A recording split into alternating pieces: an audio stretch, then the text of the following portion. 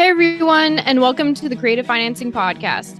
I'm Nicole Kamanjian. I'm here with Cody Richard and the host of this show, Jeff Rappaport. This is episode 241, and today we're going to go over part 2 of how to determine when and how to write a creative financing offer. While listening to this episode, if you guys have questions, please head over to the Creative Financing Podcast Facebook group. If you're not part of the community, just search the Creative Financing Podcast in Facebook and ask to join. There will be a live session on the second Thursday of every month, so bring your questions. If you're watching this on YouTube, you can ask your questions in the comments below. Lastly, we want to thank you for subscribing, liking, and sharing this podcast with your friends. All right, we're back, and we're going to continue going through putting Cody to the test here about how he is looking at leads and how he is determining how to structure offers. Cody, I was impressed. Thank you. You have certainly dialed things in, and you now have, and this is my guess. You tell me true or not true, but you probably look at leads and you probably have you're quicker to, hey, this is where I want to go with this, and can I structure it in this way, or that way? And that's what we're going to do in this episode is, all right, so we saw how you were structuring one offer. Now I'm curious if you're making multiple offers, and, how do they differ? What's the goal of them? How are you making them different from one another? That kind of thing. So, are you up for the challenge? Always. All right, let's do it.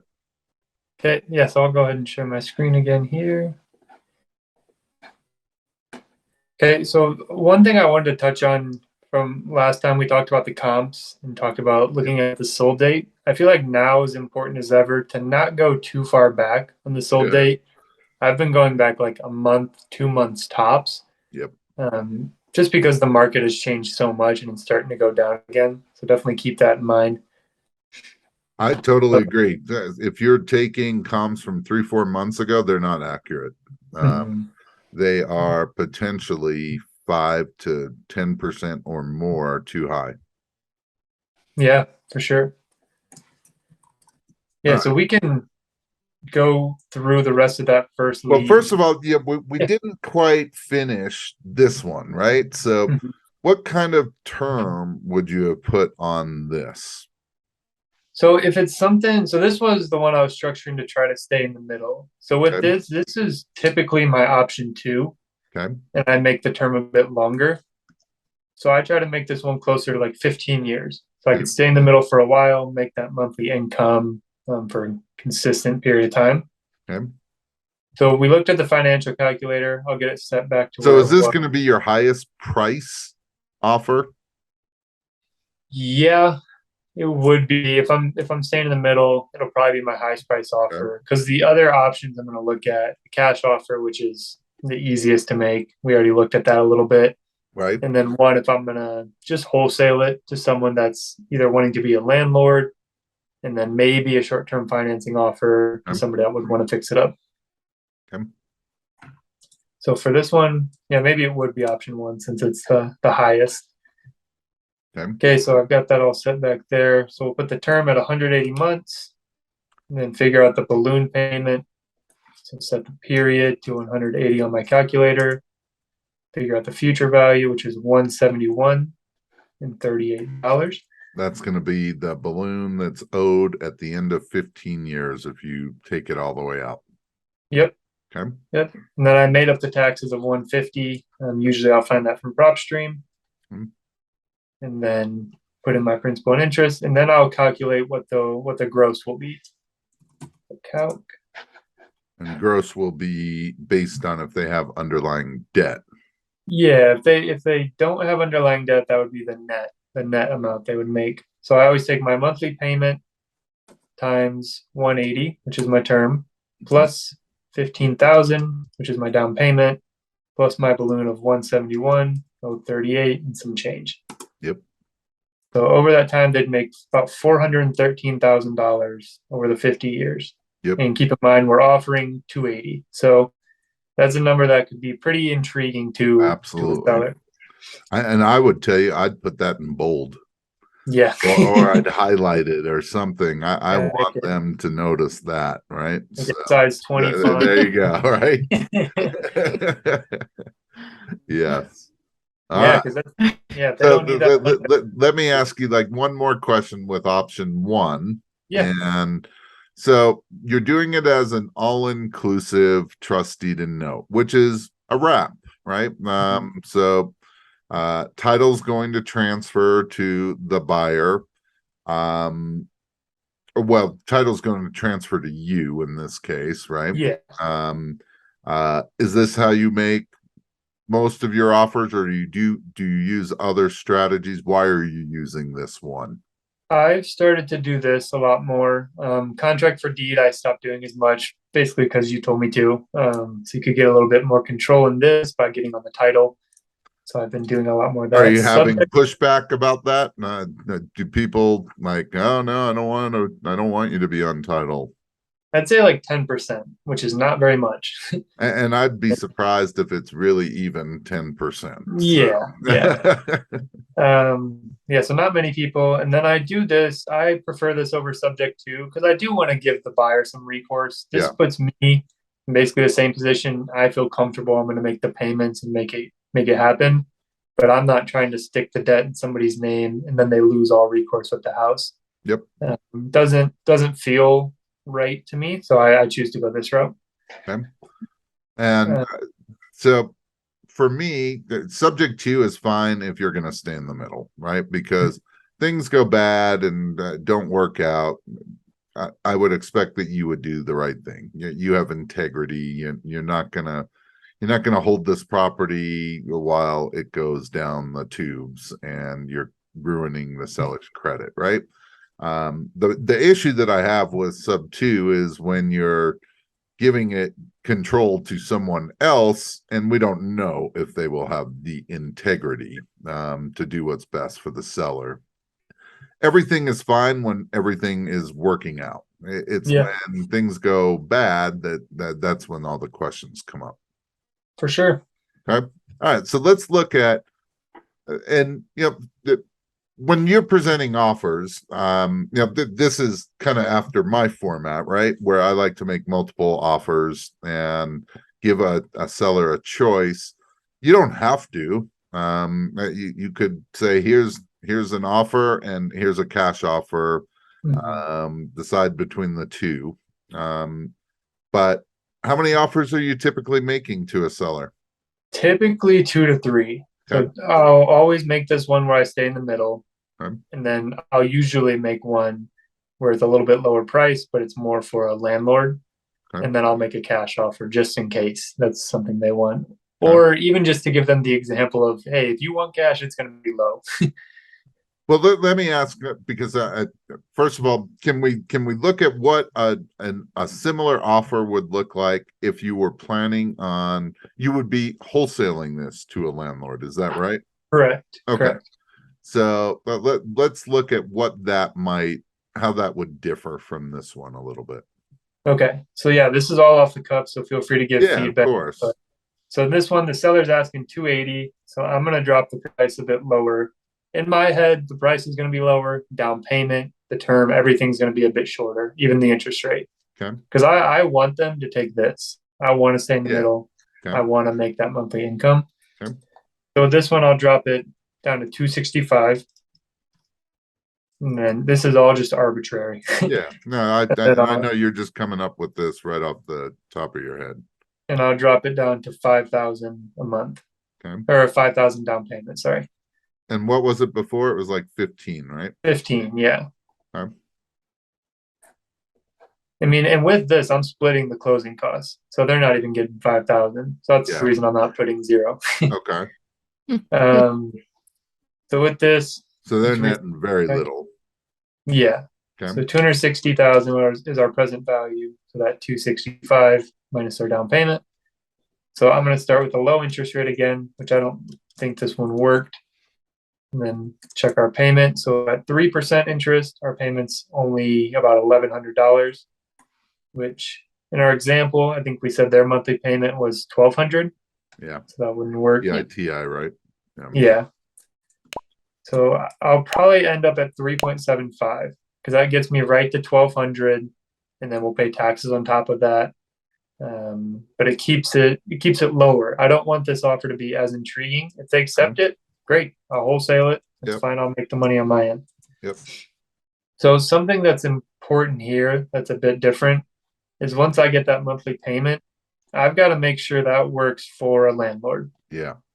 So that's where I go back to my comp sheet, which again, I'll share in the Creative Financing Podcast Facebook group. And so I take all this information, I put the rent over here, and we'll go through the income and expenses to see about how much it'll bring in per month. Okay. So on the income side, it's just the monthly income. On the expenses side, I look at the mortgage, which is what we're playing with here. Yep. At about 1,200.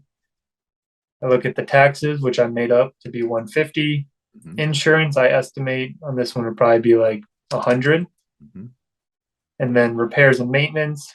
I mentioned this one needed 30,000 in repairs. So it's probably not in the best condition. I'm going to estimate it needs about 150 a month, just to be conservative. And then utilities, 0. Tenants paying all their own utilities. Yep. So just with running that, my expenses are about 1,600 per month, whereas the income is about 1,700. Yeah. So just that alone, a landlord's not wanting to make $100 a month, about a little over 1,000 a year, if they're needing to pay me a down payment or if there needs to be any repairs. So I know that's not going to work.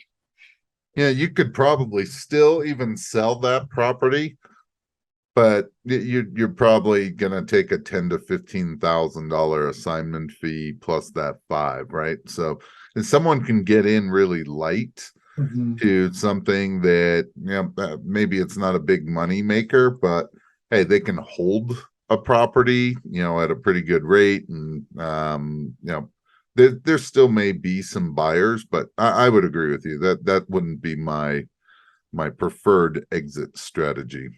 Yeah, and here on my sheet, I have the cash on cash return is about 4% right now. So for me, that's their the NOI divided by their repairs that they would need to do, plus any down payment they're making to me.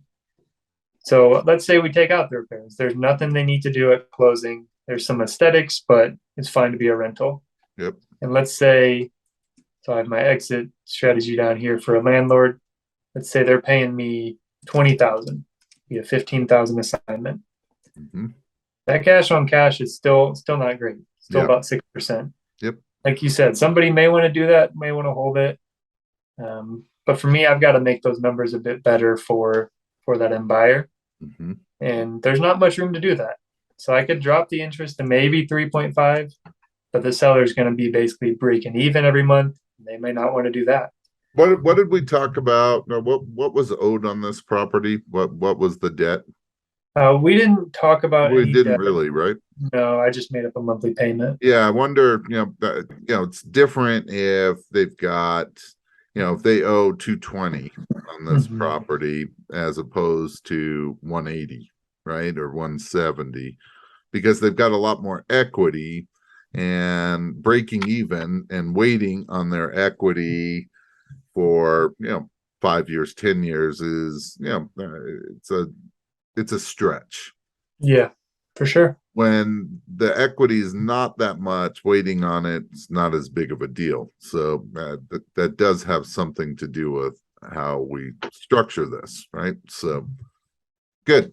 Yeah, and if the debt's super low, like 30,000, 40,000, I may look at a seller subordination. Yeah. Or going through some offer like that, which I don't do quite as often anymore or recently. Okay. Well, and it gets harder now because interest rates, so the amount of money that you want to offer the seller as part of that initial down payment needs to stay pretty low because you're going to pay more money for it right now. Mm-hmm. So, when you're doing this, so in this case, this doesn't really fit with what you're trying to do. So what would you do here? Yeah, so what I would do, since I can't really lower that monthly payment, can't really lower the interest rate, I probably just wouldn't make this offer. Okay. I don't view this as a great exit strategy. It doesn't seem like the income can make sense for that monthly. If the rent was 2,000, sure, I look at this a bit more and see how we can make it work. But it's Definitely. 1,700. Yep. So that's tight. So we can finish this out for the sake of example. But if it was me, I would just close this out Yeah. and just two options. What would be, if you were to, let's say the numbers were going to work, what would be the term? I'd probably do at least 5 and then stretch it out to at least ask for 10 off the start. So I'd do 120 The months. one would be 15 years, one might be 10. Mhm. Okay.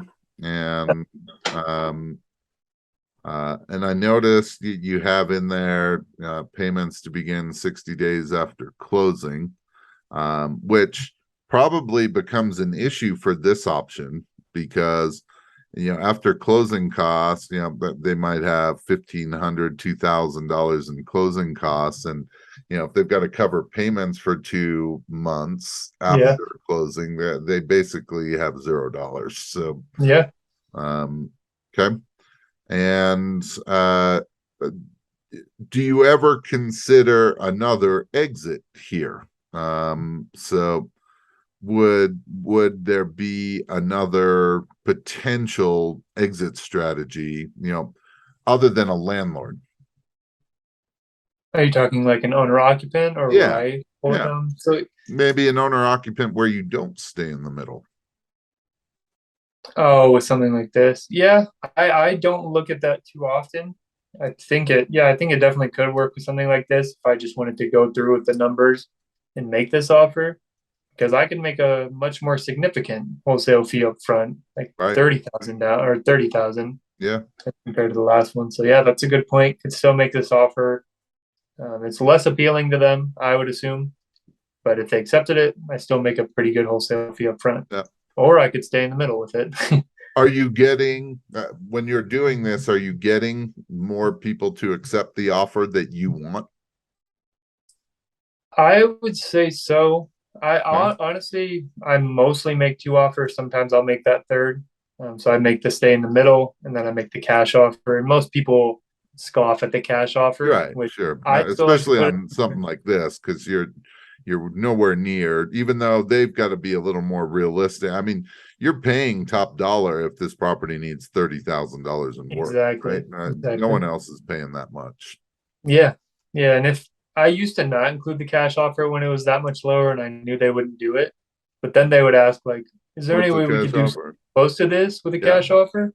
Yeah. Like, no, oh no. I can check what it would be. So now I just include it in there as And I probably wouldn't even do the cash offer. I'd probably do like a short-term finance offer, like a year or 18 months or something, because I'm still thinking that the best solution might be to try to sell to a landlord. I don't even know if those numbers would work, but actually they probably wouldn't, based on even refinancing the property. Yeah. So it'd have to be a rehab and a retail kind of deal, in which case maybe I would do 7-8 month term, but still higher than the cash offer, just because I don't want to the cash offer is going to be a tough one for them to swallow. And if I can make it easier for someone to buy, that would probably make it a little better, and the seller gets a little more money. Yeah. Yeah. And so just for reference, all these templates that I use for the different strategies, I have 5 offers in them. Okay. So a 5-year, a 10-year, a 15-year owner finance, a short-term owner finance, which is, like you said, the under that 1 year, and then the cash offer. Yep. And then at the bottom, I include the little blurb that explains whatever that strategy is. In this case, all inclusive trust deed note. Yep. Good. It's almost like that probably looks like a carbon copy of what you have. Yeah, mine's changed over the years. You probably have a better explanation of what the strategy is. I used to do that. Now I don't. And we'll either explain it or we won't. So totally fine. Usually what I try to do in the LOI is answer all the questions through the LOI, right? So Yeah. if they understand it, then they're more apt to say, okay, I'll do this, and then we can move directly to a purchase agreement, and we can kind of take a portion, if not the whole LOI, and add it to an addendum to make it clear to the title company what's going to go on, and or attorney, and keep it very, very clear and simple. I like it. Yeah. So let me ask one more question, then I'll ask Nicole if she has any. Is there flexibility with these offers? So what if a seller says, well, option one is all right, but I need more money down, or I need a higher monthly payment, or I don't want to go as long of a term. Is there flexibility? And if so, what do you do? This one I would say there is. It's very situational. Yeah. So what I'm starting to type right now is what my exit would be for option one. So I always have this in my head. I usually don't write it out when I'm going onto a call to negotiate with a seller. I have an idea of what I'm going to try to sell it for, how much down, and what kind of room I would have. Yeah. So my exit purchase price would probably be at least 310. Property's worth 300. They're getting owner financing. It might not be with $30,000 in work, depending on what that work is. True. Right. Yeah. So I guess assuming it doesn't anything drastic, but even that we can go to 300 just for the sake of example. Down payment, let's say 30,000. So those two alone are usually the sticking points: purchase price and down payment. Okay. So if a seller comes back to me and says, well, I would need at least 20,000 down, I would try to negotiate back, see if we can meet in the middle at 17.5 or whatever it is. Yeah. And then, I'd be fine with that. Okay. Or purchase price, if they needed to come up a little bit, I'm probably a little less flexible there. Yeah.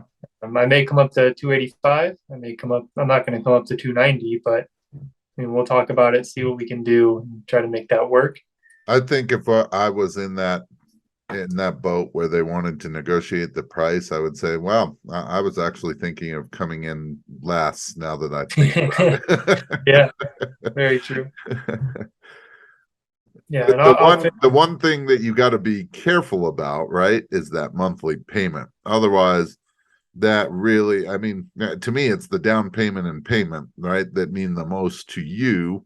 And then term, right? At least in this particular case. But those are the three variables that really mean the most to you. And that's what's got to still work for it to be something that you want to pursue.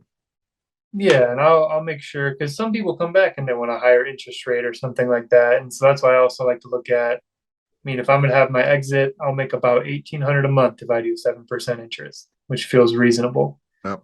But if they're telling me they want a 6% interest rate, and we won't be able to make that work. That would be too high. The monthly income may be $100. That's not really worth it. Yep. So I would say for negotiating, knowing your exit and knowing what you want your margins to be is really, really helpful. Yeah. Makes you feel more confident on the call, makes you know, okay, I'm not just shooting in the dark. I know what will work. Yep. Very good idea. Nicole, what are you thinking? Is this helping? Is this too complicated, too simple? You already know all this, and you're ready to do the next episode. Tell me your thoughts. I don't know about doing the next episode, Jeff. The feedback that I've gotten from you from stuff that I've asked you to look at, I still need some practice. Well, let's touch on that really quick. So, Cody, did you grasp all this right away? Nope. No shit. Wasn't even close. Yeah, right. That you were getting feedback, and that feedback was helping you say, "Oh, okay, I see what I'm trying to do." And I would tell you that, hey, yours is going to be a little different than mine. I have different exits. Maybe I'm willing to do things that you aren't willing to do. And that we're over the course of this series, we're going to see that a little bit. But I can tell you that I like what Cody does, and the offers are different enough to make a difference. But we may have different ideas of how different they need to be. Cody's more of, hey, I want you to choose a particular option. I'm more, I want you to choose any of the options. Right. So, and that may change, that may not. And if Cody's getting the offers he wants accepted, I love that idea. Mm-hmm. So, when Nicole, when you say, yeah, some of the offers I put together, I wouldn't expect anything different. We have another student that is submitting offers, and guess what? He gets the same feedback. But as he's getting that feedback, he's making changes, and he's figuring things out, and then it becomes more of practice. I'm telling you, I guarantee Cody looks at these leads now and has a direction in his mind of where he wants to go. And now it's just whether they fit, right? And he's plugging in numbers and he's playing with numbers. And it's like, hey, option 2 doesn't really fit. So either I got to come up with a new solution or, well, only one option, or only one creative finance option. Yeah, and something I'd say to any new person that's looking to write offers, because when I first started doing it, I would just try to make some numbers that made sense and make it look like Jeff's. But now I do it with a lot more purpose. I have the exit strategy in mind. I try to make sure it'll work for the seller. Like, there's things in my head of these things need to work for it to make sense. Like Jeff said, he's happy if any of them get accepted. I'm fine if any of them get accepted, but there's one I'm leaning towards. So I'm going to try to make and that sometimes one. I do too. There's no question. Sometimes there is one that I would much rather have as well. And it's really helpful to see this side by side when you're beginning. Yep. Instead of just putting these numbers out here, like, I think that'll work. Yeah, and then when they start countering, and you're like, sure, yeah, we can do that. Yeah, it's definitely helpful.